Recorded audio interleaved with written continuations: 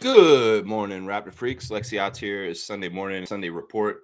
And today we're going to take a look at the updated FIBA rankings for the world. After all the FIBA tournaments that happened this summer, America Cup, Afrobasket, Eurobasket, there's been some movement in the FIBA top 25. And it's pretty cool. Some of it is what I predicted after Eurobasket. Some of exactly what I said would happen happened. And I want to kind of go over the top 25 of FIBA with you guys. Now, Sandra Mamu and the Georgian team did an absolutely fantastic job at Eurobasket, defeating France and Spain and going further in the tournament than they'd ever had before. And it's impressive. And they were rewarded for it. The first appearance of Georgia in the top 20 for the FIBA basketball. They're number 20 right now. They moved up 4 spots from 24 to 20th because of the great tournament they had just now in Eurobasket 2025. Sandra Mamu, Goga, and the rest of them. So congratulations, Georgia, on jumping into the top 20 of FIBA after a fantastic Eurobasket. So that's a fantastic thing. The biggest success story around Eurobasket, though, and the biggest leaper in FIBA rankings is Turkey. Turkey did so well this tournament, getting to the last game and losing to Germany, that they rose 15 spots in the tournament in the FIBA rankings. They were 27, and now they're ranked 12th. So congratulations to Alperen Sengun, Sidi Osman, and the rest of them on the Turkey team for jumping that team up into the top 12 from the Eurobasket performance that they did. Big time moves for Team Turkey. And, well, Sengun really showing that he's going to be a force. He's going to be a force in the NBA and a force in the FIBA. So Turkey and Georgia, big-time movers in the FIBA rankings. Now, also, of course, we got to look at our team, the Canadians. You know, Team Canada has been sitting at 6th for a couple of years now. Well, we've notched up 1 spot. That's right. RJ's in the picture for the stream, and he's pointing up because Canada moved up 1 spot in the FIBA World Rankings to 5th. So now we are 5th in the world. We were 6th a couple of days ago, but now we're 5th. And, really a lot of that has to do with, the increasing power of the Team Canada men's team. We know that they're a top talented team like the U.S. at this point. And, even though we got 4th place at America, we still got to one of the top 4 spots. And we're still, they look at our team in the power rankings as far as like, well, look at who their roster is. Look at who they could be. And as they achieve more, they should move up in the top 5 more. So I don't feel like this is a ceiling at all for Team Canada in men's basketball, and that they're going to go past 5th in the very near future. But we moved up another notch from 6th to 5th in the last week. Good job, Team Canada. We are on our way. That's right. We jumped over Spain. Spain losing so badly, not even making the field of 16 for the tournament because they got eliminated before that. It's a huge fail. And the power of Spain being a top 5 FIBA team is over. They've plummeted out of the top 5. 2 spots, Canada and Australia gaining the 2 spots from Spain, falling out. So they both moved up 1 spot. Australia went from 7th to 6th, and Canada went from 6th to 5th. But yeah, Spain tumbling out of the top 5 of FIBA. And it's really just that they're a new generation. They're young, and they're not as experienced. They're not as good. They're really just not as good. Gasols are gone. Calderon's gone. All these, the last generation's gone. And, Spain's got to figure itself out again. And, they're 7th now in the world, falling 2 spots. A little bit of movement in the top 5. Germany winning the Eurobasket moved them up a spot from 3rd to 2nd. So number 1 in the world, USA. They've been there for a long time. Number 2, Germany. Germany is the 2nd best team in the world, surpassing Serbia Serbia and Nikola Jokic, a disappointing Eurobasket, getting put out in the first round of the 16. And yeah, because of that, they lost the spot from second all the way down to third. So now Serbia sits in the third spot. France stays pat at number 4, not moving up or down, not doing well enough to move up. And well, I mean, in some ways, I could say their failure at Eurobasket maybe should have gotten them knocked down a couple pegs. But maybe just because, like Canada, there's a lot of power in the France team, in the power rankings. We know their team is very good. So them staying at 4, I mean, that's understandable. But in some ways, we'll have to see how France develops. And will Canada develop better or faster than France? And all of a sudden, we're above France in the FIBA rankings. I could see this happening soon. It depends. It depends. Some of it has to depend on Victor Wembanyama and how quickly he comes together as an individual. So, yeah, interesting top 5 right now, or in the FIBA. USA, Germany, Serbia, France, Canada. Top 5. And, yeah, the movement is Germany moved up and Canada moved up. Serbia moved down. Australia, of course, winning the Oceania/Asia tournament this summer. So they moved up a spot, and that's over Spain, as I said. The 2 top teams at AmeriCup, pretty much standing pat. Argentina is still at number 8, but Brazil did jump up 2 spots from their winning performance at AmeriCup. Winning the AmeriCup was a big time for them. And, well, they've jumped up to 2 spots and to 10th. They were 12th before. So Bruno Caboclo, who, happy birthday, Bruno, by the way. It's his birthday today. Bruno and Brazil moving up back into the top 10. Brazil back in the top 10 for FIBA. They had fallen out for a little while there. Lithuania also moved up a spot, which is interesting. I didn't think they did anything extra special in this Eurobasket tournament, but they did move up. They were taking some of the spoils from their Baltic country partner, Latvia. Porzingis and Latvia had a bad tournament, and they dropped 2 spots, and Brazil and Lithuania gained from it. So Latvia dropping out of the top 10 to 11th, and Lithuania jumping up to 9th, and Brazil now at 10th, leapfrogging Latvia.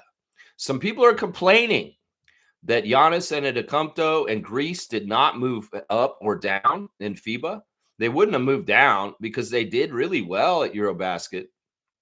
Didn't they get to like the 3rd place? They won 3rd place or something. So Greek fans are kind of annoyed because they thought that they would jump, but they didn't. They didn't give them a push or anything. They still sit at 13th in the world in the FIBA rankings. Slovenia and Luka Doncic had a tumble. You know, they were on their way up in recent years.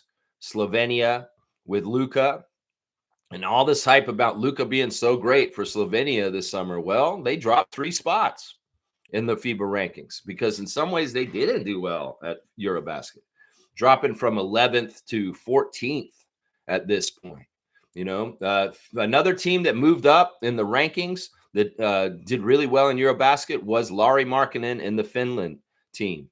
Finland jumped up 3 spots from 20th to 17th after the Eurobasket. So Finland had a good showing. They eliminated some big teams, and, well, they got to move up. So Finland, Georgia, Turkey, these teams were the real winners at Eurobasket with the rankings push to get up, especially Turkey. Oh, my gosh.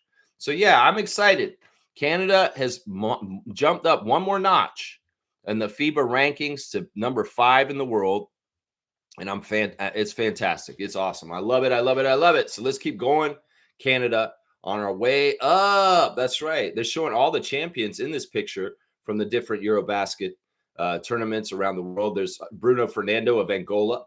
There's Bruno Caboclo of Brazil. And then there's an Australian player, and then Franz Wagner in Germany. So those were the 4 nations that won the 4 regions of FIBA tournaments this summer. Angola, Brazil, Australia, and Germany, the different champions of their different regions around the world. So any comments, any questions about the FIBA rankings this morning, guys, and what's going on with all that? Man, just send them my way, and we'll talk some FIBA basketball and the rankings and stuff. That's basically my report for today, going over the top 20 of the FIBA and where it stands at this point after all the tournament action this summer.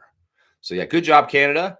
Going back up one spot, the number 5 in the world. That's right. We're coming for you, USA. That's right. Canada basketball is going to be on top at some point. Watch. I predict this. This will happen in the next few years, and we're going to see it. That's right. Trevor J., good morning to you, sir. Commissioner Fund, Trevor J., with his words of wisdom. Let's see what he's saying. Never trade trust for attention. Shine together, win forever. Humility builds chemistry. Ego ruins it. Wow. That's fantastic. That's fantastic. That's a deep word of wisdom. It's a very multifaceted. There's a lot to it here. There's a lot of good lessons. That's right. Never trade trust for attention. Yeah. You know, you can get involved in a relationship and it's really steady and you take it for granted.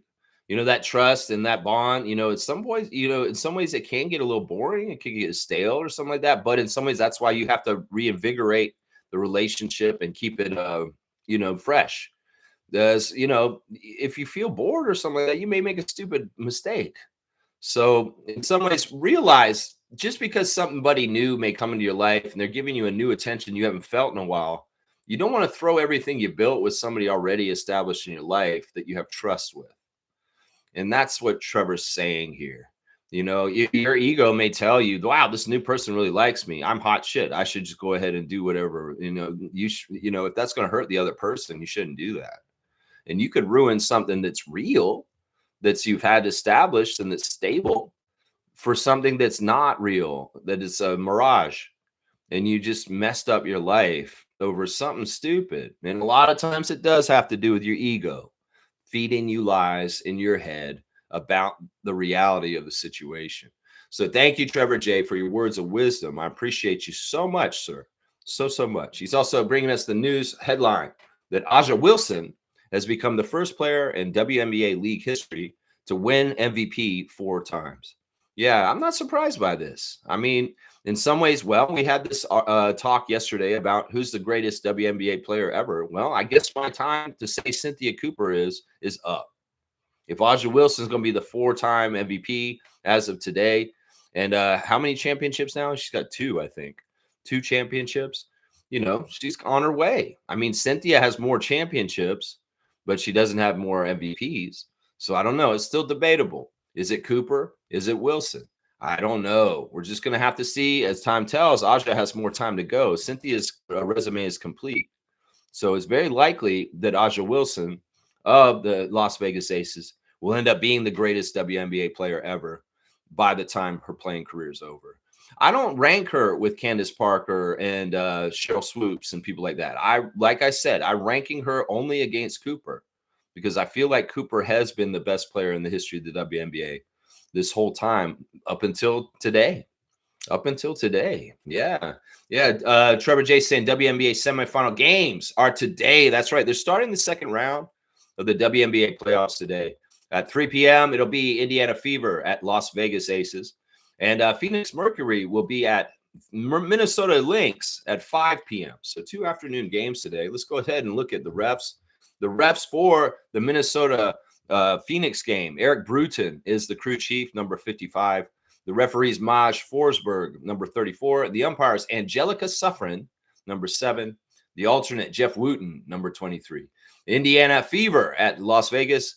Isaac Barnett is the crew chief, number 16. Amy Bonner, referee, number 31. Gina Cross, number 38, is the umpire. And the alternate will be Ashley Gloss, number 10. So there's your ref report for WNBA playoff action today. Watch it. This stuff has been exciting. The first round was only a 3-game series, best of 3. But man, were those games close. And man, were those games nail biters. And that is good basketball action entertainment right there.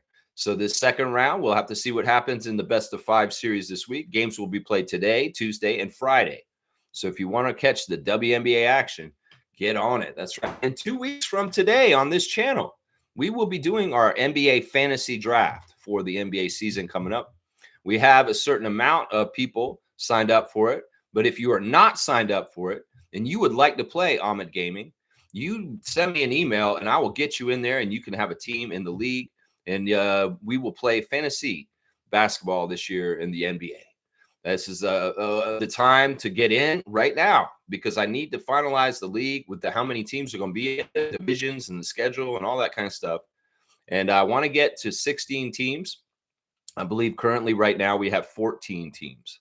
So we do need a couple more teams still, and there are a couple more spots open. So if anyone's in the chat right now and you are wanting to play Yahoo Fantasy with the Raptor Freaks this year, well, let it be known, and I will get you in there and we will play, and it'll be fun. And it's been a great tradition. This will be the 4th year we've played. And yeah, it's a lot of fun. So I highly recommend, if you're thinking about it, go ahead and do it. If you've never played before and you're worried, well, we're really good beginners league for people that have never played fantasy sports and are like, wow, I don't know how to do it. Well, it's a nice, friendly way to learn if you are interested in playing just to have fun. That's right.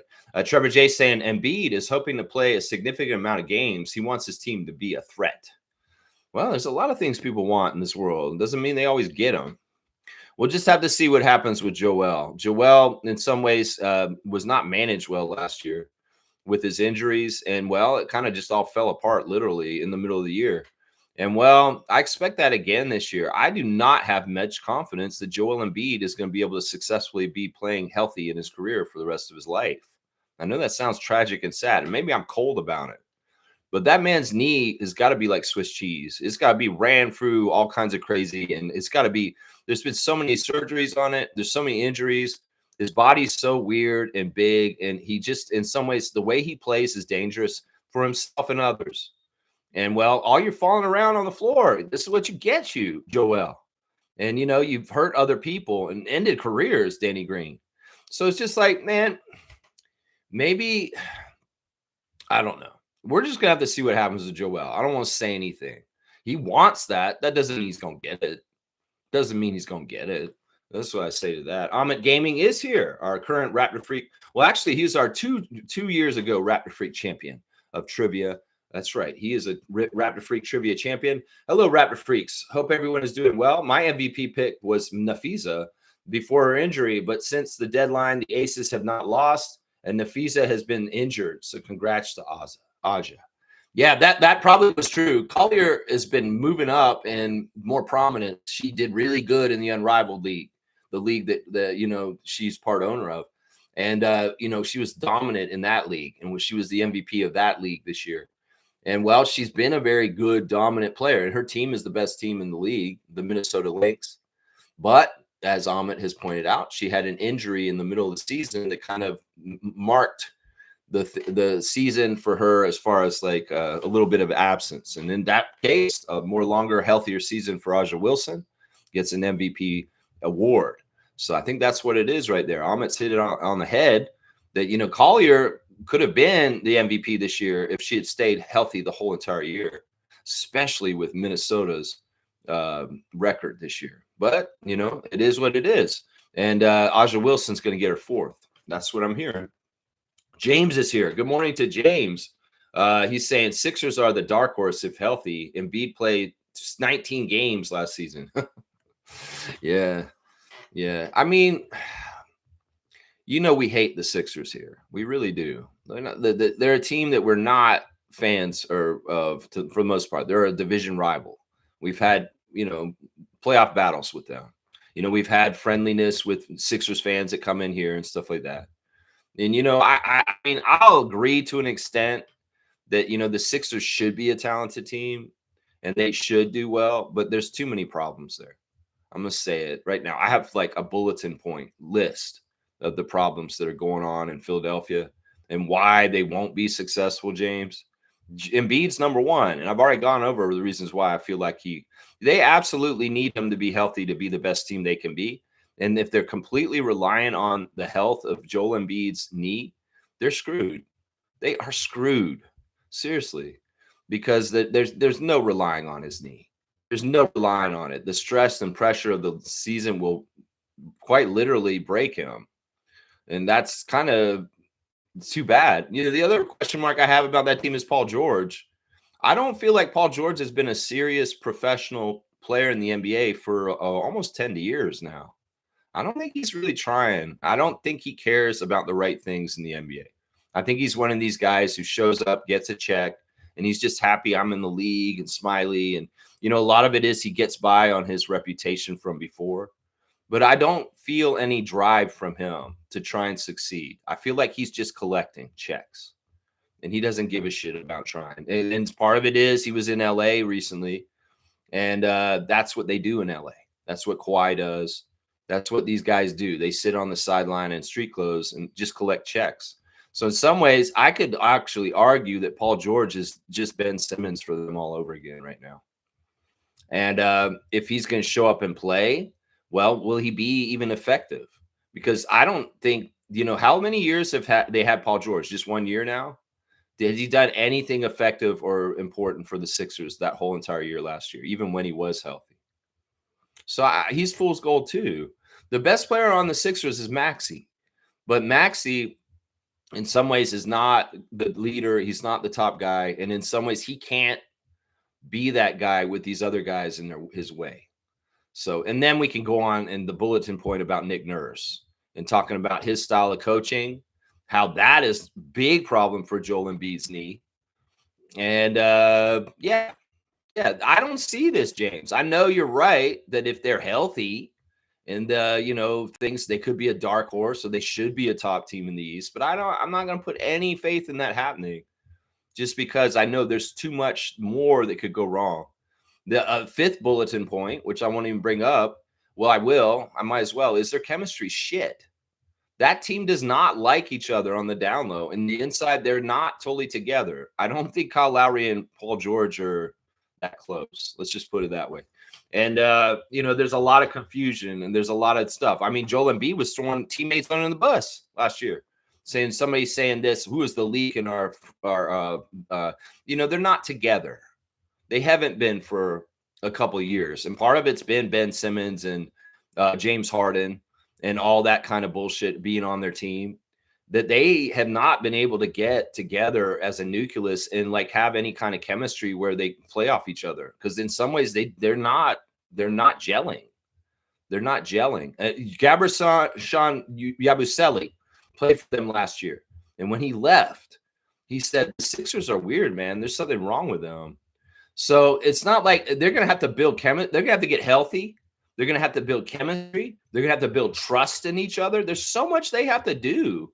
In some ways, their season being so bad last year and so deflating absolutely set them back, even if they're healthy this year. Because think about it this way, James. If they are healthy for a part of the season and Paul George and Joel are playing and they're doing well, are they going to trust each other? Are they going to play well each other? I don't know. Will there be a window where they can get rolling and then all of a sudden one of them will get hurt and it completely takes away their momentum? And then all of a sudden they're just not caring anymore because everybody's like, I give up again. I'm telling you, there's weird vibes on the Sixers. And it's not just injuries to George and Embiid. They're not connecting as a team in certain ways. And well, that's not conducive for success. That's not it right there. Yeah, Amit's saying it feels to me Asian countries get better rankings because they do well in Asian tournaments, such as Iran, China, Lebanon, who I've watched. They should not be top 50. I see what you're saying. Now, I don't have the whole top 50 list, and I know that it moves around. Now, I would say this. You're probably right. I mean, the European countries probably get the biggest preference because in some ways, the European countries have the most good teams concentrated in it. America, there's, USA kind of dominated for a long time, but Canada's rising up. And there are, Brazil's always been a steady kind of team, and Argentina too. Puerto Rico's in there too. But yeah, the disregard for Africa is something that's going to have to change. Is the African teams are going to get better. And the fact that Angola, the best African team from Afrobasket in South Sudan, and that was in the Olympics, they're pretty far down in the rankings. So they're going to have to start jumping up the African teams in the FIBA rankings. They should be moving up. I think that in some ways, the Asia Cup play teams, the Asian region, they really kind of give credit to the top team like Australia or Japan, and to a degree, and they get their places in there. But, China has actually historically done pretty well at basketball. I know you may not think that, but they've been to a lot of Olympics and they've been involved. They may not have done well, but they've qualified and made it quite often because they have been one of the better teams in the Asian region for a long time, China. So, Lebanon, Iran. I don't know anything about the Iranian basketball team, but Lebanon has been up there at times and done pretty well at times too. So I would say this, there is a weighting of Eurobasket higher than everything else. America maybe second, Asia third, and then Afrobasket four. But I don't totally get it, Amit, because in some ways they need representation from all four regions, and they're going to need the top teams in each region, like Australia, China, and Japan, to be somewhere in the figure of the top 50. Count how many European countries are in the top 50. Count how many America countries are in the top 50. Then count how many African and how many Asian. And you'll see that it's not as much as you think. That, you are like, oh, these teams should be in the top 50. Well, we got to understand that there's a really high level in the top 20 of FIBA. And then there's a drop off. There's a drop off. The talent of the teams after 20 is not that good. Let's just put it that way. In some ways, it goes way downhill after that, is what I would say. Nameless is here. Good morning to Nameless, the Italian plumber who's here on a Sunday morning. I can't wait for the preseason to start. Get our post-game coverage every morning again. That's right. Nameless is all about my bread and butter. Reaction. That's right. I'm thinking about, guys, maybe doing a segment every time we have a reaction stream where one of you guys can call me in and react on the phone like it's a Thursday think tank. And if you're feeling really jubilant and you want to talk about the game, I'd like to hear it from you guys' words on the phone, because I do feel like sometimes we're limited by the amount of characters and you can type in and the type. And in some ways, I want to hear you guys elaborate on your excitement and your insight about the Raptor games. So I'm really thinking that we're going to do, the ability for on reaction streams to have a call or two if you guys are itching to talk about the game the night before. So I think we're going to try and do that this year. And the Thursday Think Tank will be a regular format on off-season stuff. But during the season, that may be how I take calls, is reaction streams are open for members of the channel and people that have the number to call in and put their opinions out about the game from the night before. So there you go, Paisano. And hopefully maybe, you'll be one of those people that could call in and say, man, Lex, I was watching that game last night. It was amazing, man. And blah, blah, blah, Grady Dick, this, stuff like that. Let's see. Cream saying 2005 draft Raptors selected Charlie Villanova, Villanova. Stephen Ace ripped him a new one while in the arena listing over the PA system. Also ripped Rob Babcock in our franchise. The NBA hates us. Let's make them hate us even more this season. World champs. So you're saying that there's a divulged tape from a long time ago where Stephen A. Smith's on a hot mic and you can hear him dissing Charlie Villanueva and even the Raptors and Rob Babcock. I mean, the Rob Babcock stuff I can understand, but the just blind hate for the Raptors, that sucks. That sucks to know that. I mean, we've known that Stephen A. Smith's one of these Americans that's kind of like a Steve Francis, Alonzo Mourning, an American exceptionalist that thinks, oh, Canada sucks for all kinds of things. And just because, that's what they get programmed to think down there. They're conditioned to think their shit don't stink in the United States, when honestly, they have the biggest, smelliest piles of turds right now in the whole entire world in some ways. So, I mean, you can't fault him in some ways because sadly, he's a mushy brained person that was programmed by the culture and society that he lives in down there. I mean, I know I grew up in that indoctrination and I was like, yeah, this is all bullshit. Honestly, standing for the Pledge of Allegiance every morning while I grew up in Tallahassee, Florida, was absolute horse crap. As a Canadian kid with a green card, sitting in the class, Every morning we had to do that. So you can see why people get programmed or indoctrinated into American exceptionalism myth. America has been very great at a lot of different things throughout the history of time, but they are not the best at everything just blindly at everything all the time, like they tell everybody they are. They're not. They mess up on all kinds of things. And somebody said, well, what is Canada better at than United States, Lex? Well, it's very simple. And this is probably the most important thing that we're better than you are. And that's life expectancy. Yeah. If you're a Canadian citizen, you are expected to live 7 years longer than an American citizen. And that's just the damn truth. So you go ahead and tell me what you beat us on. I don't care. We're living longer than y'all, and we're living happier and healthier. And y'all, in some ways, ain't taking care of your citizens. That gap is going to widen in the next few years with the Medicaid cuts and all that other kind of stuff. So you go ahead, Stephen A. Smith. You feel real proud of American exceptionalism and just America's the greatest country in the world. No, it's not. It's the biggest dumpster fire on the globe right now, burning in the fascism of MAGA right now at this point, Stephen A. So yeah, either way, Charlie Villanueva was a great rookie for the Raptors, but he was only a rookie for the Raptors. And that's too bad. In some ways, that's just how it went. But yeah, hot mic open a moment. Oh, whatever. That's like how many years ago now? That's 20 years ago, Kareem. We can let it go. Stephen A. Smith's had so many different other things we should be mad at him for since then. And in some ways, it's like, who cares? He's a talking head on a shitty channel that just lost $4 billion because they fired a man kowtowing to a wannabe dictator. So yeah, Disney, ABC, two-finger salute for you and everybody that's canceled your services. Good job. Good job, people. That's right. Yeah, you can feel this shit. People get pissed about this kind of stuff, and you will feel it, big companies. So there are ramifications.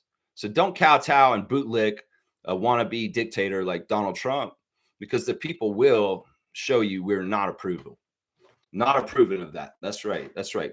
Drop your Disney Plus today. That's right. That's right. Let's go. All right. Let's see. Amit's saying this.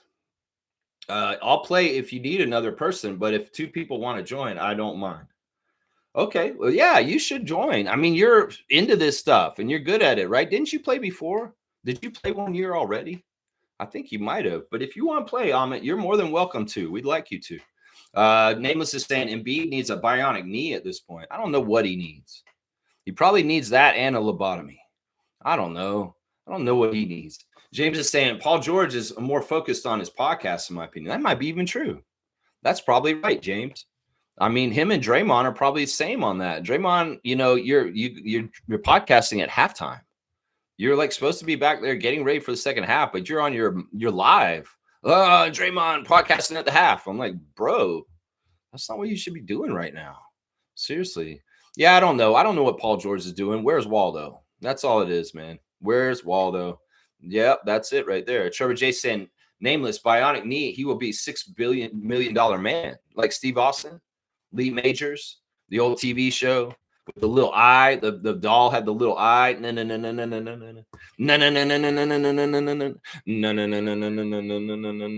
know, the guy's running and it's going no. It's the slow motion. The slow motion and the bionic woman.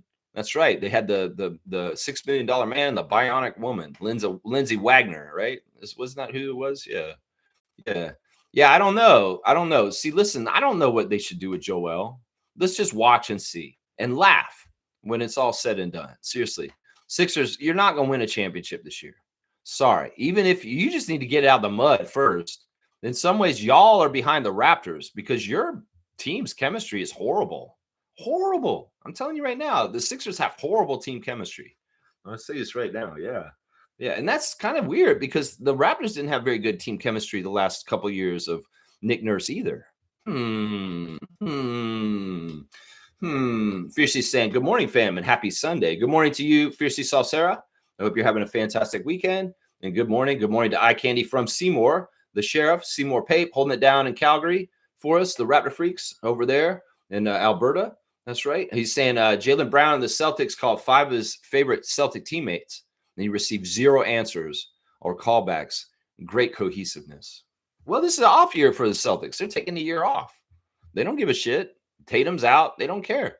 In some ways, it's like, well, you would have been screwed, Jaylen Brown, if you were on How Hungry Are You with Serge Ibaka and the cricket tee. It's like, Jaylen, I want you to call Jason Tatum. And if he answers the phone, you don't have to drink cricket tea. If he doesn't answer the phone, you have to drink the tea. Okay. Jason, hello? Oh, he's not answering. Oh, no. You have to drink the tea, Jason. Oh, Jaylen. Oh, okay. All right. Now you must call Derek White. Do you think Derek White will answer you? If you don't, you have to drink the bull semen. What? Bull semen? What is this? Went from cricket tea to bull semen. Yes, Derek White, you need to call your teammate. If he doesn't answer the phone, you have to drink the bull semen. Oh my gosh, Derek, please. Derek, hello, Derek. No. You know the rules, Jaylen Brown. You have to drink the bull semen now. Oh man, gross. All right, now you have to call Peyton Pritchard. If Peyton Pritchard does not answer the phone, you have to eat a sheep's turd. What? I have to eat a sheep's turd? If that's not, what? No. Call. Hello, Peyton. No, he's not answering. It's gross, man. It's like weird ass Fear Factor. And like, yeah, he has to eat 5 disgusting things. It could go through the whole thing. You have to call Chris Boucher. I don't even have Chris's number yet. He just came to the team. I don't have Chris's number yet. You have to eat this rhinoceros dick now. You have to eat the rhinoceros dick. I'm sorry, Jaylen. It's just the rules. How hungry are you? You are very hungry. Put it in your mouth. Jaylen Brown can't get his teammates on the phone. So he has to eat all kinds of gross things on Serge Ibaka's show. That's hilarious, man. We know that our former Raptors, will call people and they'll get them. DeMar calls and Kyle answers. That's right. That's the real ones right there. That's right. I'm just saying 2 years ago he played. That's right. You did play 2 years ago. So you were in the league 2 years ago. But did you keep up with it? I don't remember.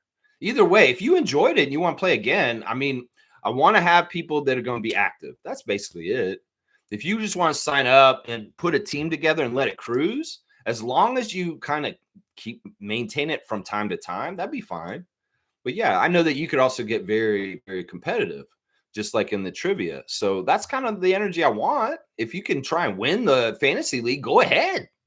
Because then you'd be like one of the very few that have actually won the trivia and the fantasy. I don't think anybody's done that yet. I think we've had fantasy winners and we've had trivia winners, but nobody's been both yet. David's the closest. David Saborin, trivia champion, almost won the fantasy one year, but got second to his brother. So, you could make history on it. I don't know if you want to do that in the Raptor Freak lore of being the first ever trivia champion / fantasy champion.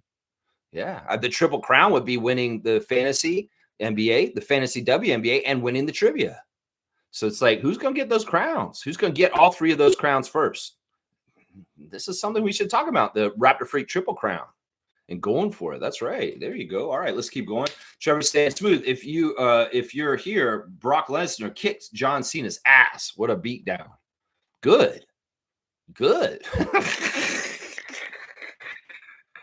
Go on then, Brock Lesnar of Saskatchewan.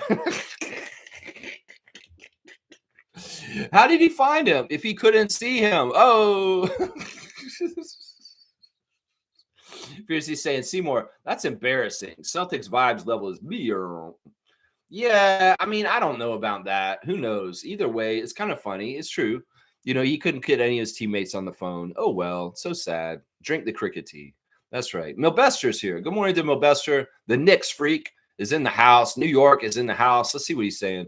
Lex, 7 games remaining in the season for MLB. The Yankees are still in AL East race. It ain't over yet. Lex, there's absolute chaos going on in the AL and NL wildcard race, and the Detroit Tigers are on the verge of a huge collapse. Wow, that's interesting.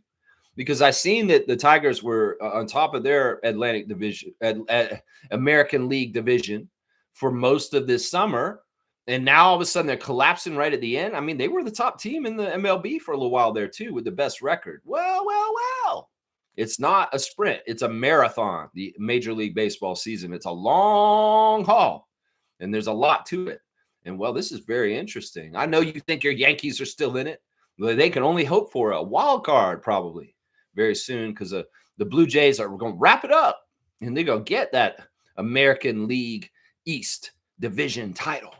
Woo! Let's go, Blue Jays! Wow! Yeah. Vote for Zoran. That's what I say, Bill Bester. You better vote for that mayor, Zoran Mandini. That is the man that New York needs to vote for. It's the only vote for freedom.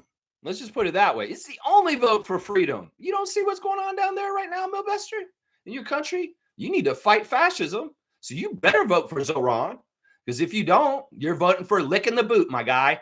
You might as well get down on the floor and start licking the boot of the Nazis if you're going to vote any other way in that mayor race, my guy. I'm going to say this right now, man. You don't want to be a bootlicker. Seriously, you don't want to vote for a party that hates Dominicans, bro. Seriously, why would you vote for people that hate your people? Seriously, bro. The right wing, the Republicans hate minorities, obviously, because they're shipping everybody out and they're doing all kinds of crazy shit to anybody who isn't white. So why would you vote for any right-wing politicians, Melbester? Ask yourself that, because it's not in your own interest. It really isn't. You want racism to rise? You go ahead and vote for anybody other than Zoran. Seriously. You want racism to rise in New York? You go ahead and vote for anybody else other than Mandini. Because you vote for somebody else, you're voting against your own interests.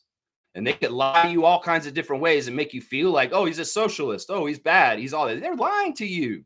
He would be good for your life if you voted for him. They're lying to you. Those rich people will spend so much money to brainwash you and confuse you. I have no reason to do this. I love you, Melbester. I want you to have a good life.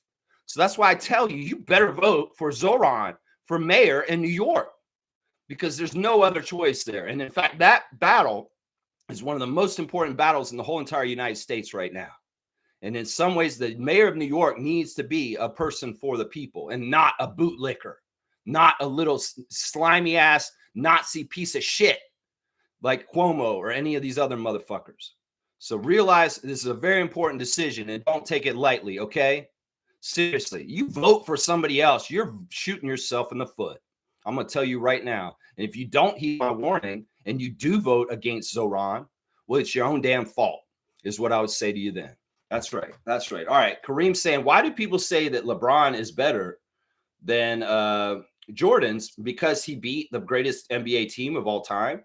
If the greatest team of all time doesn't win that chip, how are they considered great? What am I missing? Oh, he's talking about, okay, because the Warriors won, that they had the best record in the season. And they call that team the greatest team of all time. Bullshit. That's not the greatest team of all time. The greatest team of all time is the Dream Team, the very first Olympic team that went to Barcelona in 92. That's the greatest basketball team of all time. It's not the Warriors that won 72 games. No, fuck that shit. That's not the best team of all time. The Barcelona Olympic team that USA put out there was the greatest basketball team ever assembled in the history of all time and never will be surpassed. Anybody who argues later Olympic editions are the Redeem team, whatever team, nope. Barcelona, 92, USA. That is the best team of roster, of talent, of players ever assembled in a 12-man team ever in the history of basketball. So, yeah, all right. So they're going to say, yeah, the regular season team that won a bunch of regular season games, then choked in the finals against LeBron and Cleveland. Oh, yeah. Well, you know, that's a weird argument because that team beat LeBron also back and forth. And, well, Michael, he went to the finals 6 times, and he is 6-0. So, I mean, it's all how you want to slice it. They want to make an argument and stand at the debate table and say, LeBron James is the greatest player in the history of the NBA because he beat the greatest team in the NBA's history. So what? You know, Michael Jordan was on the second greatest team in the NBA's history, and he won the championship. That's different. Like they had the best record ever, the Bulls in 98, 99, something like that with Dennis Rodman. And they got beat by the Warriors by 1 game eventually. But Michael Jordan was actually on one of the top 3 greatest record teams in the NBA's history, and he won the championship that year too. So I don't know. We can pull this logic and pull it the other way too. The second greatest record ever, Michael Jordan was on and was a big part of the reason why. And he managed to win the championship that year. I don't know, man. We can argue this all over the place in different ways, Kareem. You know, the argument between LeBron and Michael is stupid. Just let them both be the greatest in their periods. You know, people are going to say Michael Jordan's the greatest of all time, and I'll agree with them. Dude, LeBron James is important to the more recent history. We'll just say that. Mobester's saying 2 games back with 7 games to play, and the Jays are on a 4-game losing streak. What? We don't want that. Lost 2 games this weekend to the Royals and Kansas City. Toronto has 3 with Red Sox and the Rays. The Yankees scheduled the advantage. Well, you know, we also have all the tiebreakers on you guys too. So if there's any kind of funny stuff at the end, I've heard the Blue Jays have most of the tiebreaker advantages when it comes to the Yankees or the Red Sox.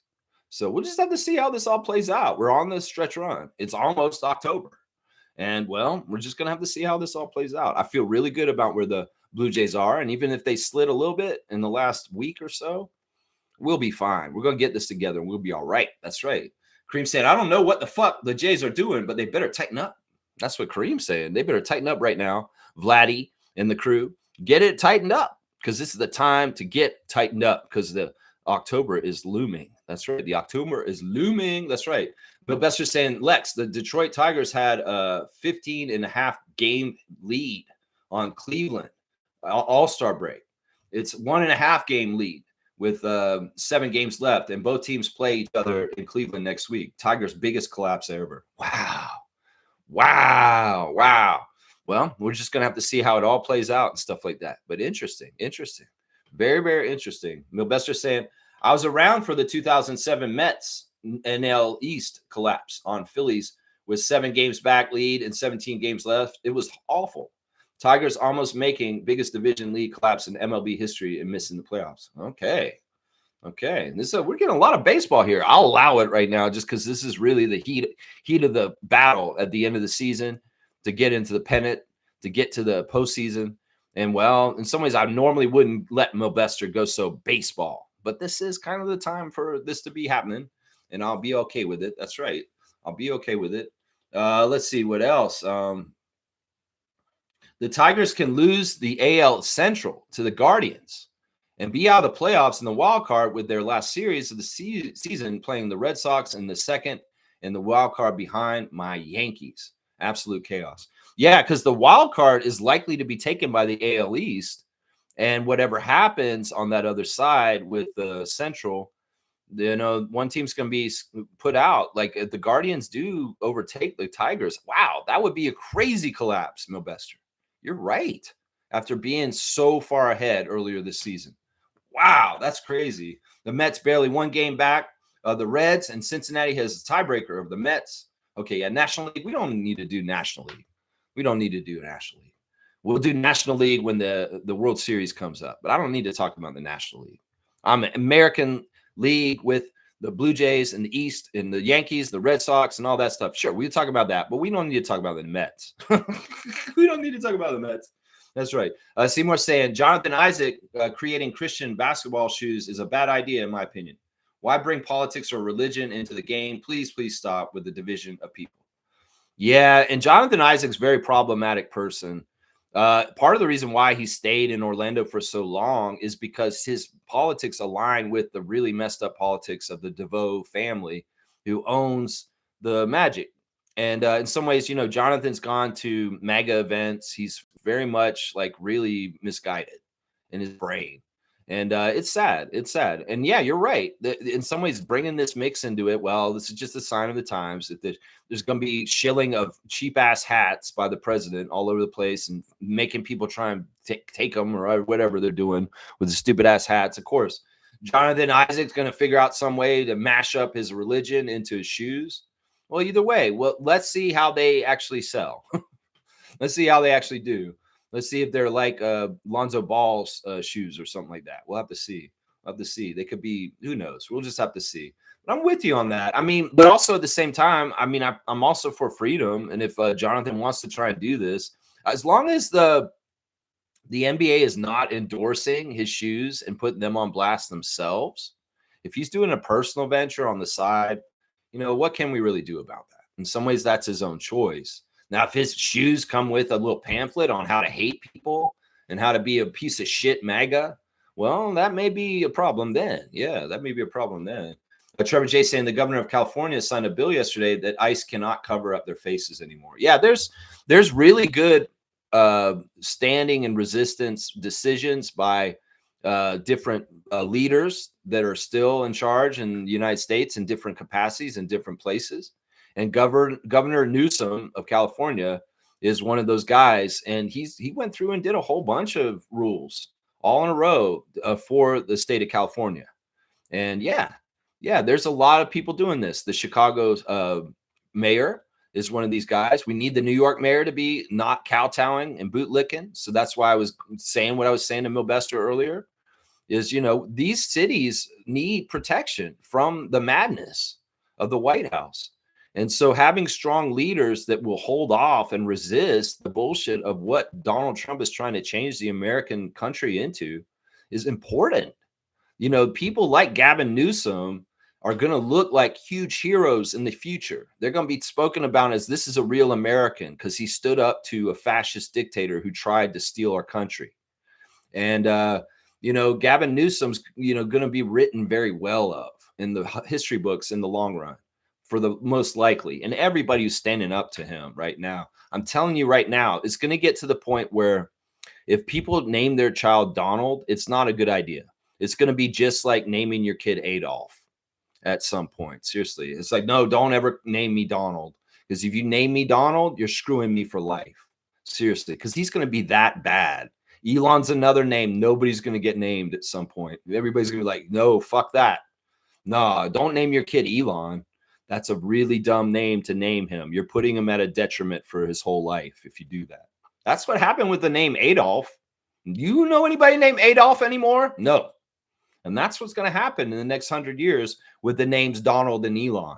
They're not going to be popular baby names. Let's just put it that way. If they are right now by misguided bootlickers, well, you're probably setting up your child to want to change their name later on in life. Let's just put it that way.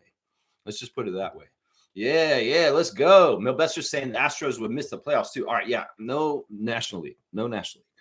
Seymour's saying, imagine Abdul Rauf of Denver putting on Muslim shoes. Half of America would call them terrorist shoes. Yeah, I mean, I'm with you on that. I want freedom of expression of religion and freedom to have religion, the religion you want to choose. And anybody who's trying to indoctrinate the whole entire United States to just be a Christian nation and fundamentally Christian, that's not freedom. If people want to follow other beliefs, they should be allowed to. And that's part of what freedom is. You guys are not understanding what freedom actually is, MAGA America. You are actually slipping into totalitarian dictatorship kind of shit. And your idea of freedom is actually just white supremacy hate. And that's kind of messed up. It's kind of messed up right there. I'm going to say that right now. Yeah. Fiercely saying, next I'll create a basketball league for people who enjoy dancing salsa. That's interesting. Is there like salsa dancers that are famous and you could like trade the dancers, and do they get marks? Maybe this is fantasy Dancing with the Stars. You know what I'm saying? Maybe at the beginning of the season of Dancing with the Stars, you each get fantasy teams and you pick them and you see how they go in the show. You could do Fantasy Survivor. You could probably do fantasy Dancing with the Stars, or how so you think you can dance. There's all kinds of dance reality shows that have come out over time. Maybe there is some sort of fun fantasy game interwoven with it. That's right. Seymour's laughing. Whoever's cutting down them traffic cameras, laugh out loud. National hero. Well, this is the thing. And we got one here in Uxbridge that's not far from where I live. And it's getting knocked down a lot. Like every time I drive by it, it's laying in the ditch on its side. They're not really like up on a thing. They're a little R2D2 standing thing that sits on the side of the road with a camera, and it just kind of shoots you as you go by. If you go too fast, it triggers and it takes a picture and sends you a ticket. Well, some people are pissed off at these things, right? So they're destroying them left and right. And well, is this one's really a tank? It's got a lot of metal around. You don't destroy it, but people are driving their trucks into them and pushing them off the road into the ditch. And it's hilarious because every time I drive by it, it's in the ditch. It's in the ditch, and it's not operational. So somebody's doing it consistently, and I know that's just out here, rurally, in a small town. I can only imagine the wars with the speed cameras in the middle of Toronto, and what's happening on Parkdale is pretty interesting. Like, they're spending a lot of money to upkeep this equipment, and this equipment is getting destroyed consistently. I think the people have spoken. Even in this case, it's like crazy. This is one of those cases where Doug Ford's like, I'm going to get on the people's side. He's against the speed cameras, apparently. And he's telling people to stop putting them up for money grabs and stuff like that. He's the one who's only allowed to do money grabs.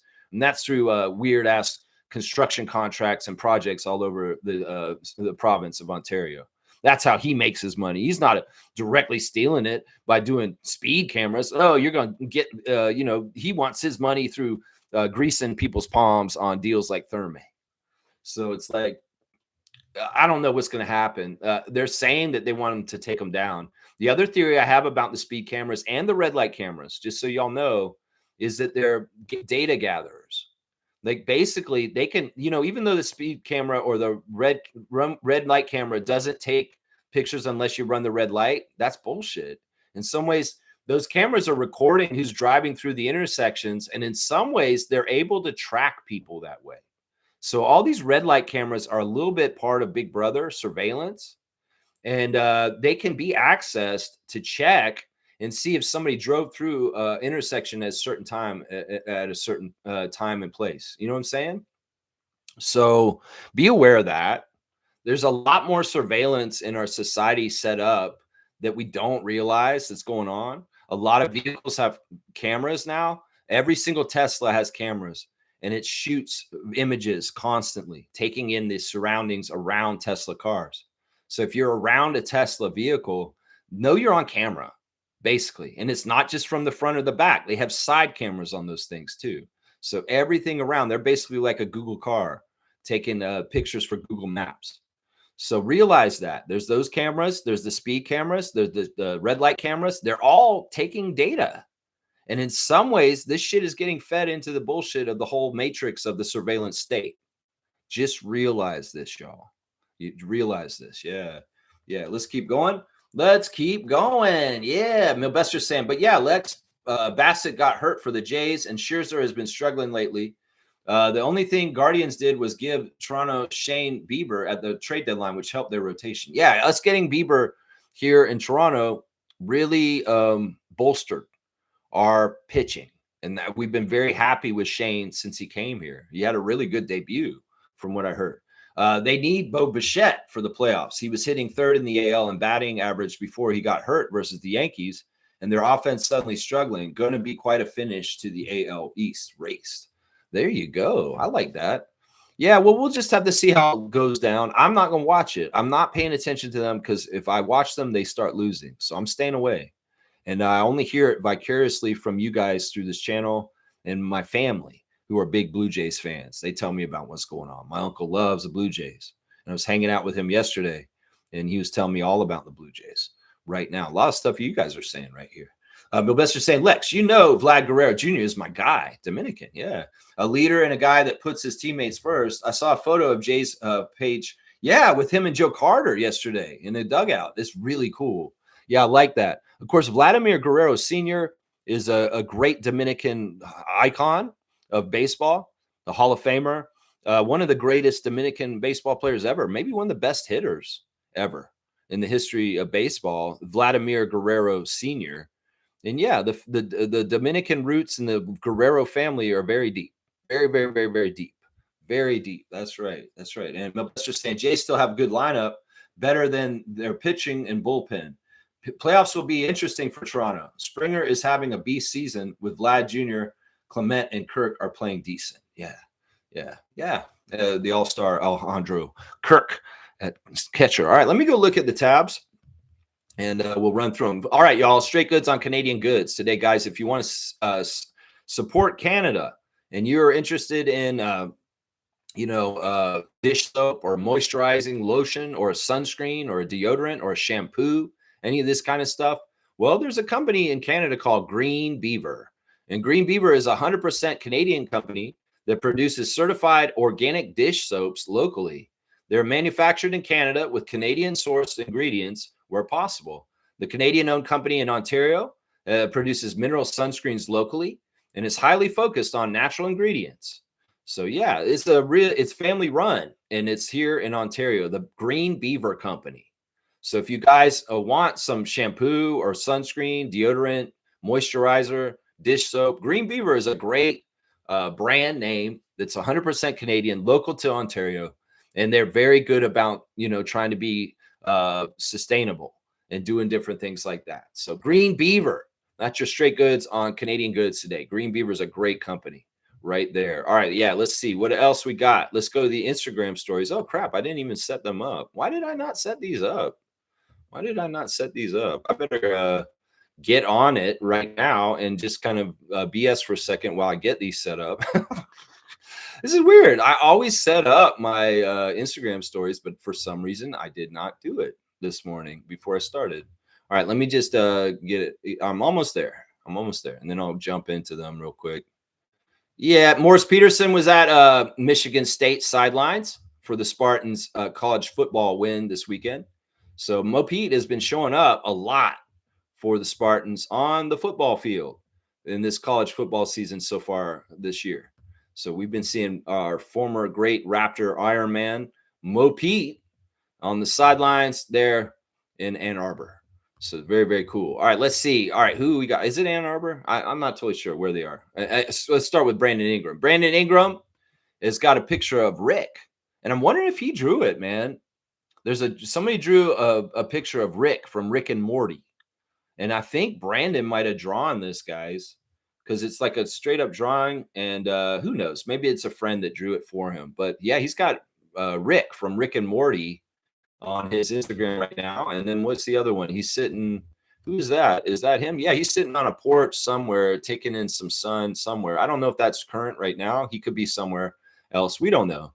Brandon is sitting on a veranda with his feet up on the table, and he's just kind of staring off into space. Slim Duck has got the Undertaker. He's sitting with Vince. I was going to call her Linda McMahon. She kind of looks like it. But Stephanie McMahon looks weird in her face. Like she's had plastic surgery done to her face, and she looks ugly. I'm telling you, Stephanie, you were a beautiful woman when you were younger. But whatever you've done to yourself in middle age, that's horrible. That Botox and like tucks and stuff like that. That's sad. So the Undertaker told Stephanie she's going to the Hall of Fame. Well, that's convenient. Why not? Of course, Stephanie McMahon should be in the WWE Hall of Fame. She's the boss's daughter. Of course. I mean, anyway, I won't even go on this. This is what Chris Boucher is posting right now. Is Undertaker and Stephanie. There you go. SGA's episode of Nardwuar dropped yesterday, y'all. And there's a part in it where SGA might get in a little bit of trouble with the Oklahoma City Thunder because I think Nardwuar asked him the question we would want to ask him here on the Raptor Freak channel. That's right. I have not watched the Nardwuar episode yet with Shai Gilgeous-Alexander. It is out. It's on YouTube right now. It's about 20 minutes. I'll probably watch it today or sometime. But I'm going to say this. There's a tease that Nardwuar may have asked him if he wants to come play for the Raptors. And I don't know. I think SGA said, "You're going to get me in trouble," is what he said to him.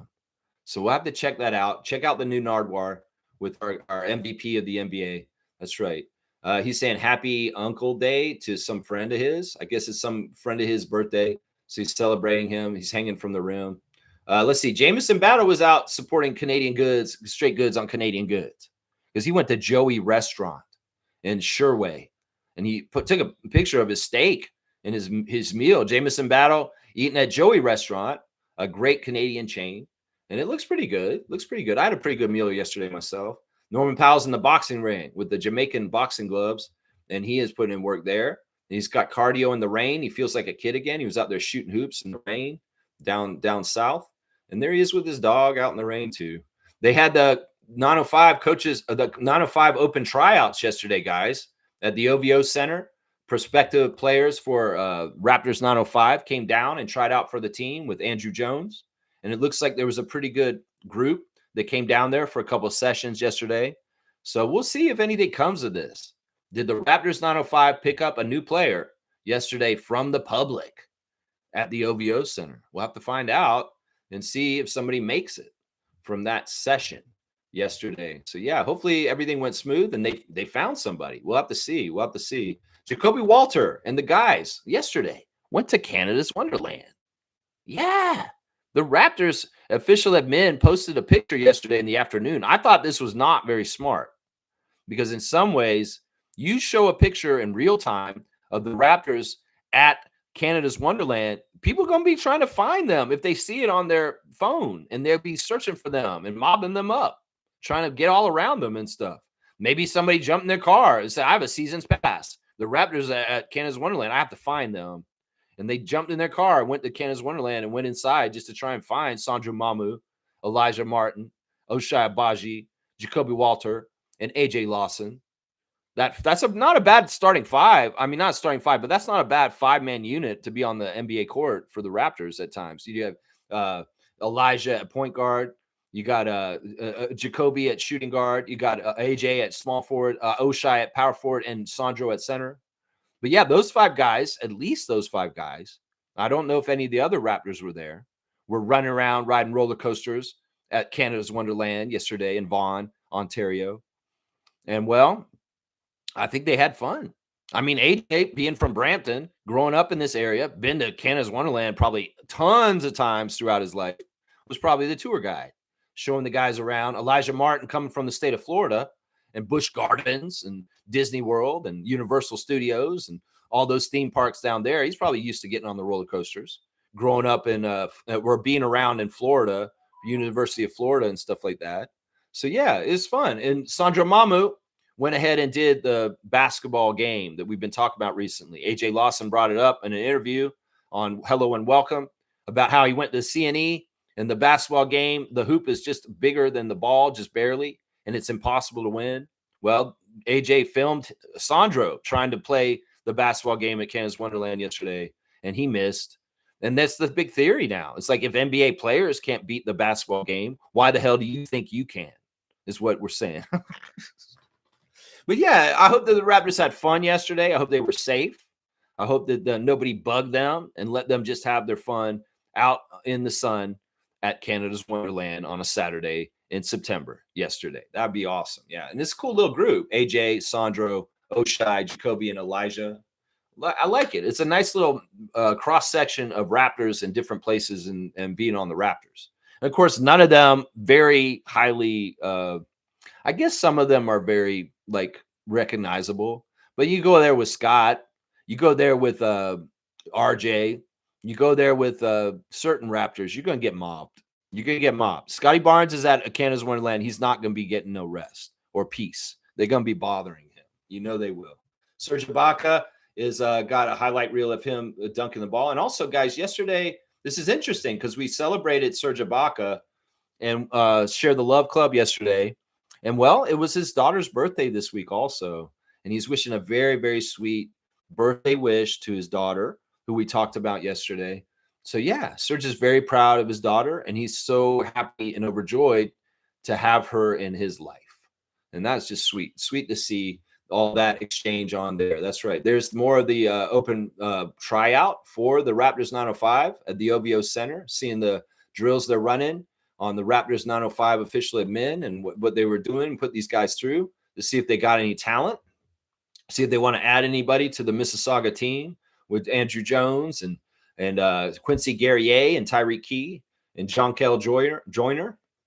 Hey, we'll just have to see. Shout out everyone who came out to the open tryouts for Raptors 905 G League team. That's right. There's the AJ Lawson footage of Sandro taking the shots at the Sprite shoot around game underneath the roller coaster tracks. Love seeing the Raptors out and doing fun stuff like Canada's Wonderland. Very, very, very cool.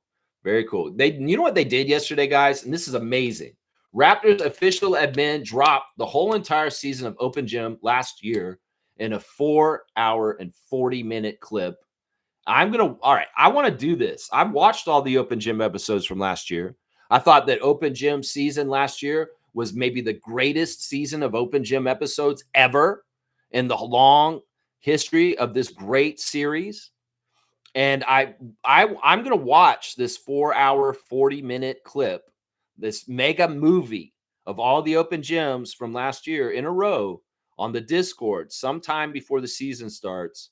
I'm going to make an event. And I know y'all don't have to be there for the whole 4 hours and 40 minutes. I'm going to watch it anyway. But if you're interested in rewatching Open Gym season with me, able to hear me talk, I'm going to put it on Discord. We'll share the screen and we can watch it together. And we can even comment on parts and react to the parts that we see from the whole long, amazing season of last year. That's some of the best, amazing moments, going over the 30-year history of the Raptors, really in depth and really covering things so well. Yeah, if you're interested in doing a watch along of that crazy ass long thing, it's going to be on a day during the day. And you may want to just come in and check in on me at times and see what I'm watching at that time. That's going to be something we do before the season starts. We're going to review Open Gym season last year, the whole thing, the whole kit and caboodle, almost 5 hours of footage. I'm going to watch it all in a row. That's right. And if you want to watch it with me, you're welcome to. That's right. Let's see. Vin Bagnani, the assistant coach of the Raptors, is saying good game night. So, of course, this is where you'll find Toby. So it's their dog. It's a cute dog. It has its eyes closed. Oh, a cute dog with eyes closed. It's sad. Toronto Tempo president Teresa Resch was at Sportico in New York City to talk the Rise conference and participate on a panel about women's sports. Very, very cool. She's doing a lot of that kind of stuff lately. And there's a picture of her afterwards with a couple of people. I think that's Whitney. And that's it. That's the Instagram stories for today with what's happening. From what I can see through the magic portal called Instagram. That's what's going on right there. All right, let me see what else you guys are saying in the chat. We'll come back and see the next thing here.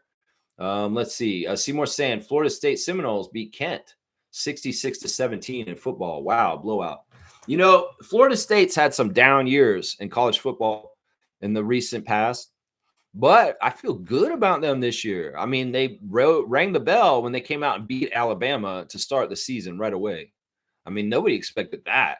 Florida State took that Roll Tide down right at the beginning of the year, and somebody's messed them up for the year because, the Seminoles are not supposed to be a ranked team. In some ways, they were not expected to beat Alabama like they did already this year.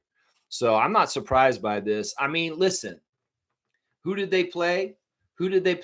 Kent State. That's not a team that's known for football. That's known for a shooting that happened from a bell tower.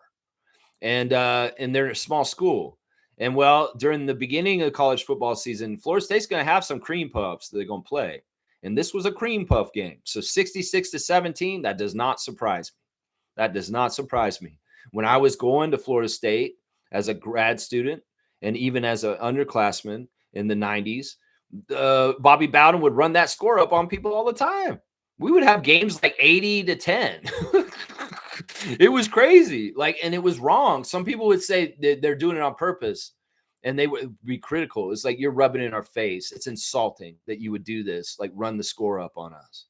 They did it anyway. Florida State was just like that. And well, it looks like they're doing pretty good this year. So maybe they're a little bit like that again.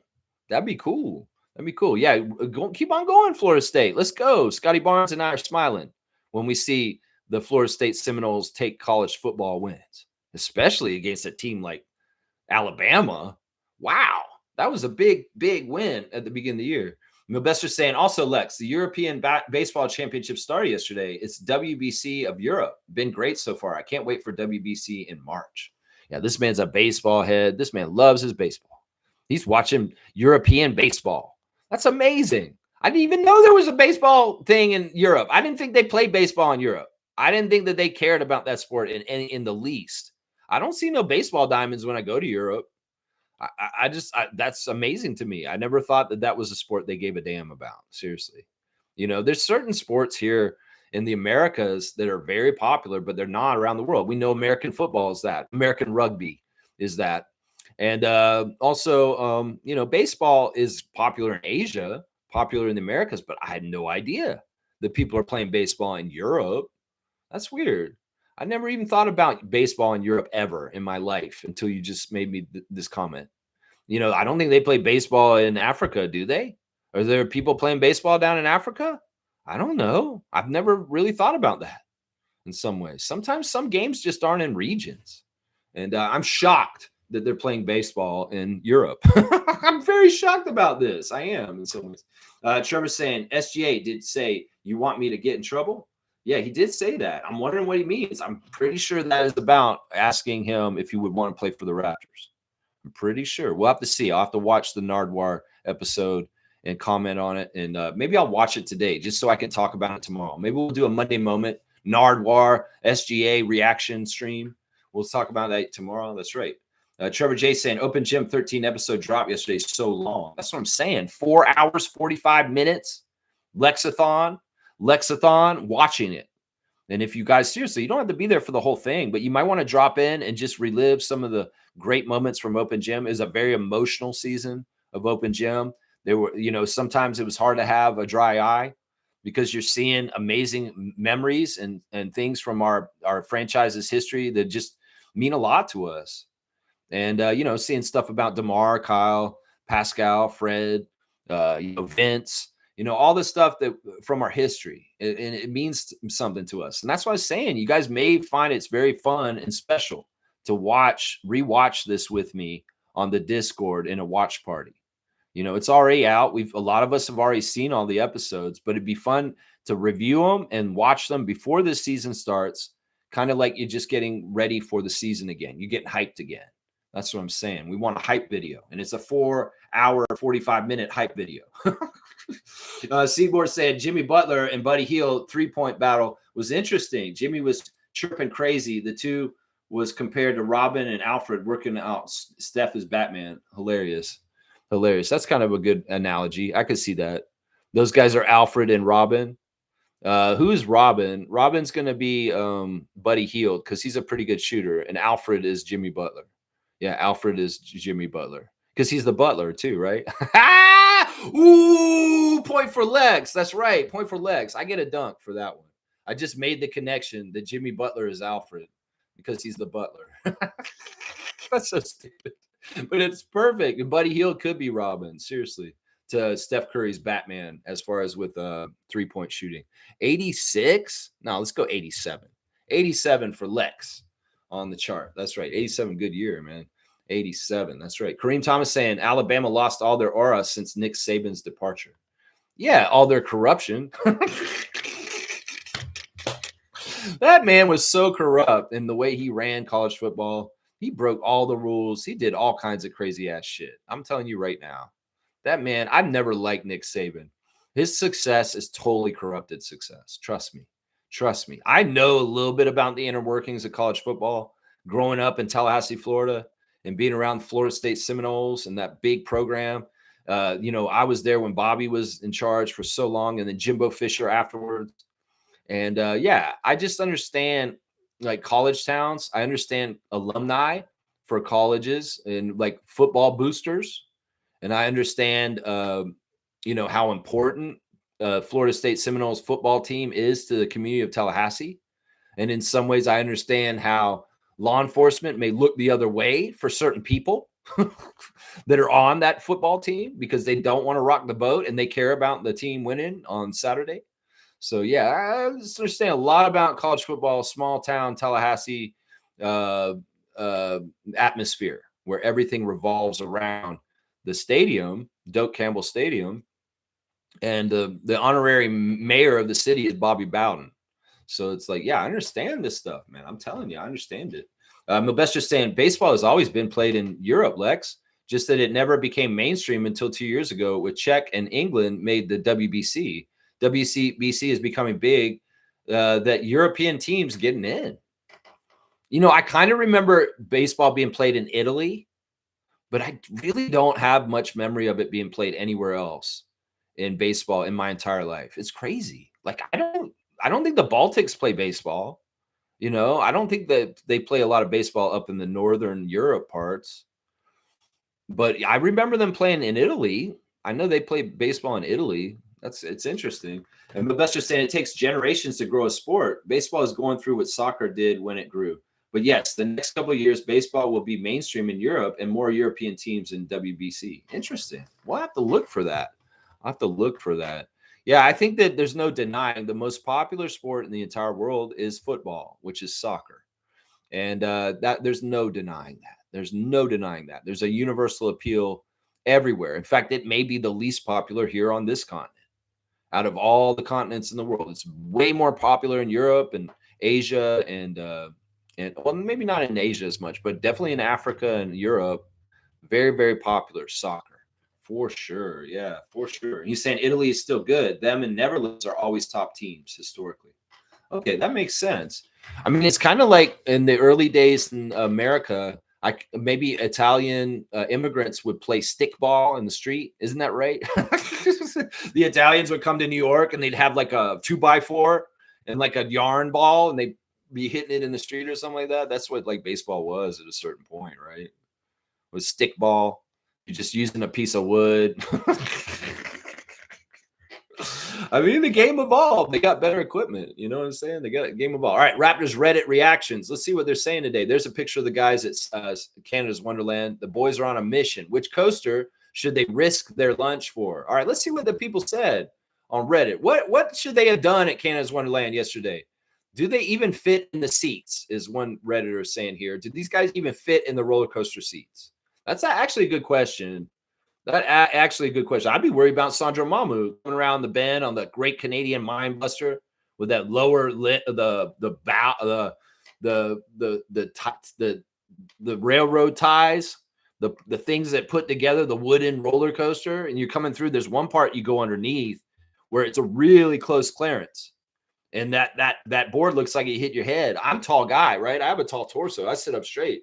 I could be like tall like Sandro Mamu.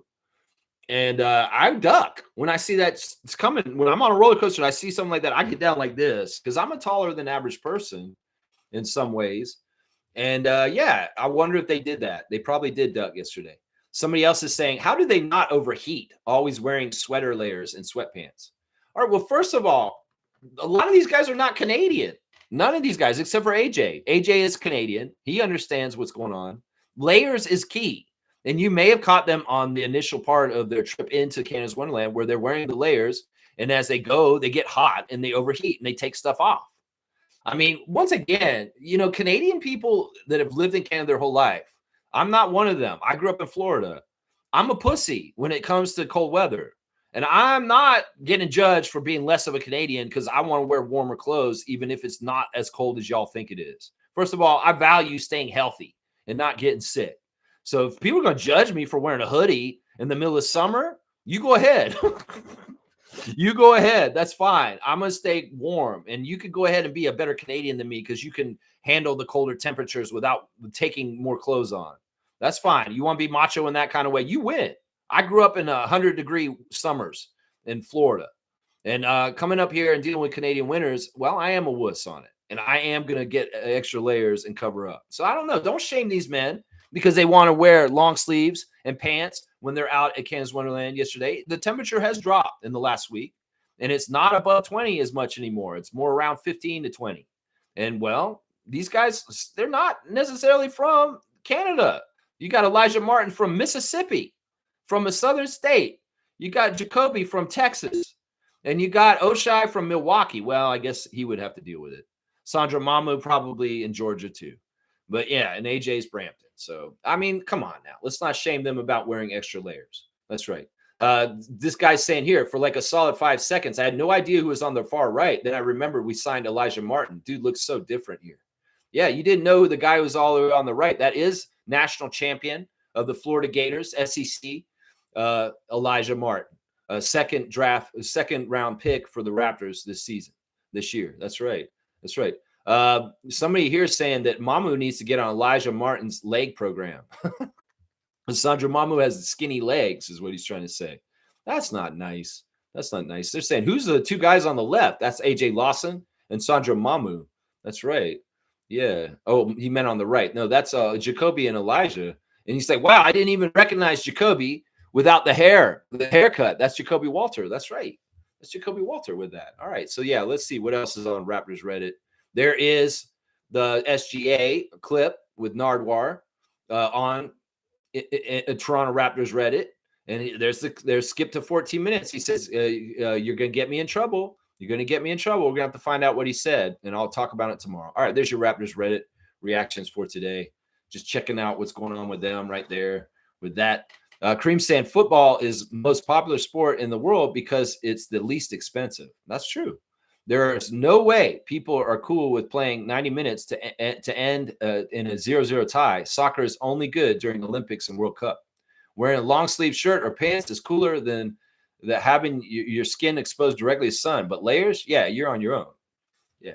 I don't know. I mean, listen, it's like everybody has their own different comfort levels. Let people, if they're cold, be wearing more clothes. If they're warm, let them wear less clothes within reason. Okay.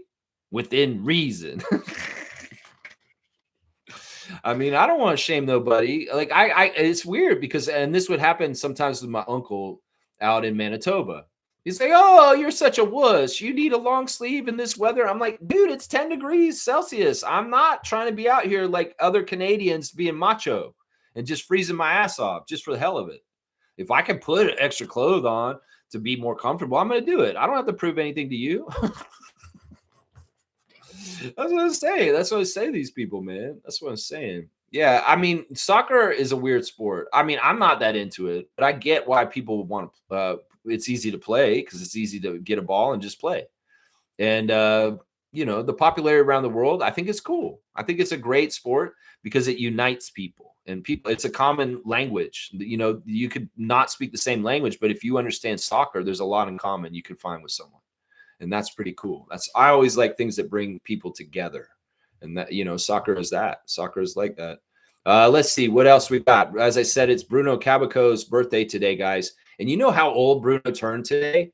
It's kind of interesting. He's 30 today. Happy 30th birthday to Bruno Cabaco. And I wonder if we're checking in on Bruno, is he on the 3 years away from being 3 years away at this point? Where is Cabaco? Is he 3 years after where he should have been 3 years after? I feel like that may be where he is now. He was 3 years away from being 3 years away, and that was 6 years into his career. And then now it's been like 12 years, so he's 3 years after where he was in. He's 3 years after where he was 3 after. That makes sense to me, right? Fran Fraschilla. But happy 30th birthday, y'all. Our guy Bruno's 30, guys. Isn't that crazy? He was such a kid from Brazil who came to Toronto. And then they built the OVO Center for him after he left.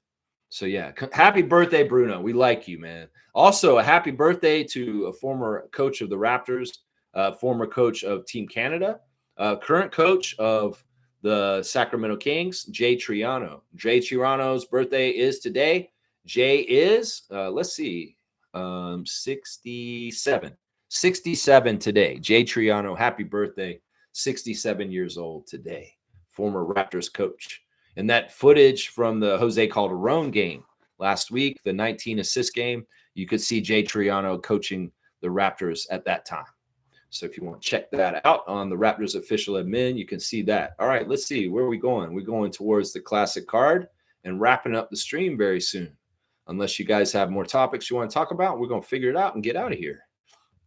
Let's see. Kareem saying, damn, I thought Bruno was only 2 years away from being 2 years away. When was it upgraded? Was it 2 years away from being 2 years away?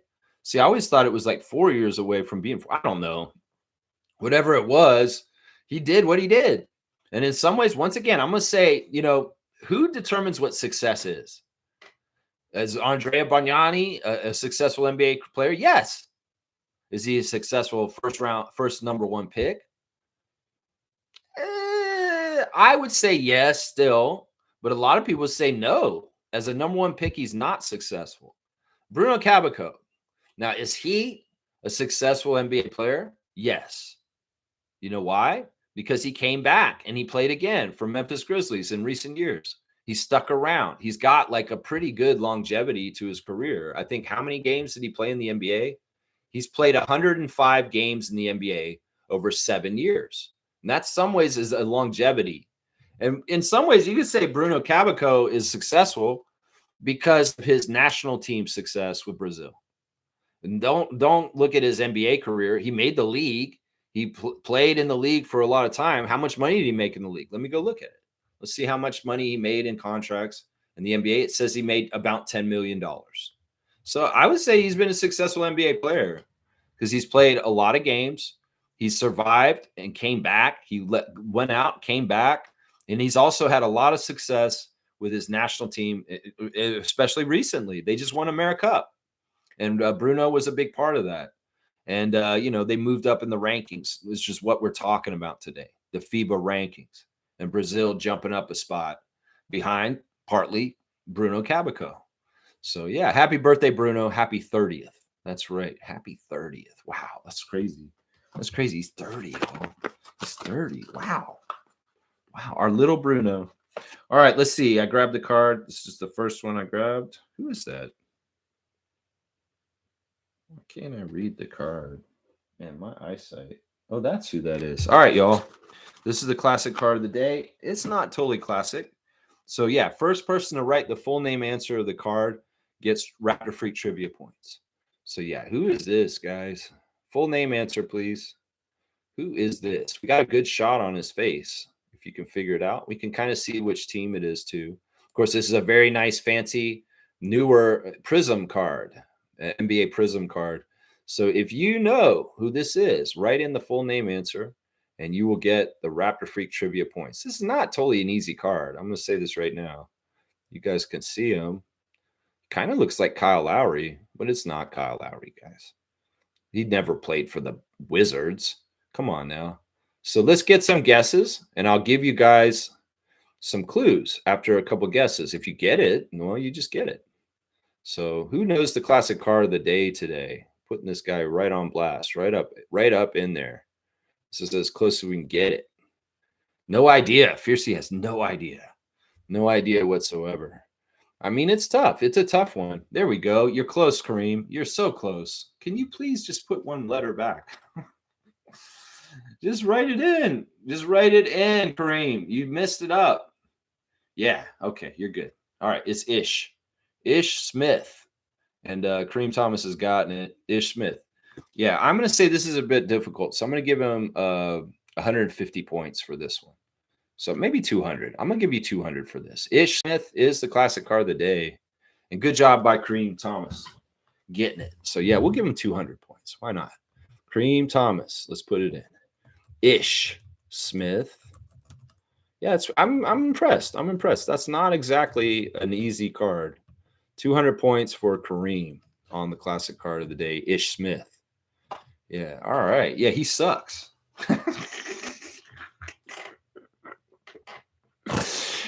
Oh, man. Sometimes fantasy basketball pays off. That's what it is right there. He just knew him because of fantasy basketball. All right, there you go. On that note, y'all, seriously, if you want to join our fantasy Raptor Fantasy NBA Basketball League, we are taking openings right now. You just need to message me your email, or I can send you the link.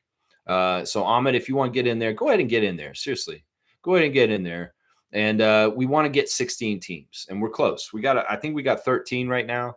So there's a couple more spots still open, but they're limited. So don't waste your time. If you want to play, you need to get at me as soon as possible, because first come, first serve.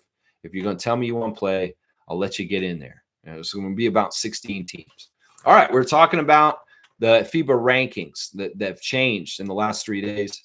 They came out with the new rankings last week. And, Canada moved up a spot, and I'm proud of it. From 6th to 5th in the world. We're number 5 in the world in basketball, in senior men's basketball at this point. And that's a great thing. And congratulations to some of the European teams that jumped up major in the FIBA rankings recently. Finland, Georgia, Turkey. Wow. Jumping up higher and getting up higher on the rankings. So congratulations to those teams. And some of the other teams fell. They fell. Spain on their way down. All right, y'all. Thanks for watching. Tomorrow we'll do a Monday moment or memory. We'll see what it is. And I'll be back at 9:30 a.m. in the morning. Please like, comment, subscribe, share, join the channel. You can even clip the channel if you want. If there's some part of it you like and you think that it would be worth sharing with other people, you go ahead. That's all fine. And I'll be back tomorrow for Monday moment, tomorrow on the first day of fall. It's the last day of summer. So get out there and touch grass, everybody. All right, everybody have a great day. Have a great Sunday. Let's go, Canada. Good job getting higher on the FIBA rankings. Let's go, Raptors.